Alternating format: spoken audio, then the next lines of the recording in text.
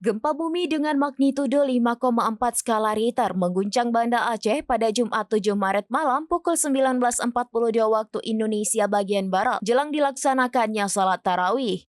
BMKG melaporkan gempa tersebut terjadi pada koordinat 5,40 lintang utara dan 94,28 bujur timur dengan kedalaman 10 km.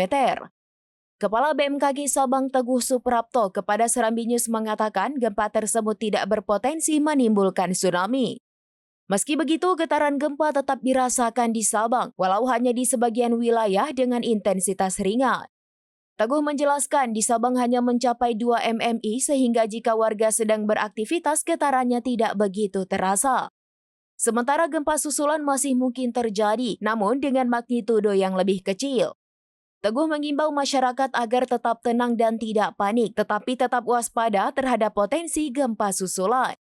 Di sisi lain, belum ada laporan mengenai kerusakan maupun korban akibat gempa 5,4 skala Richter yang mengguncang Aceh tersebut.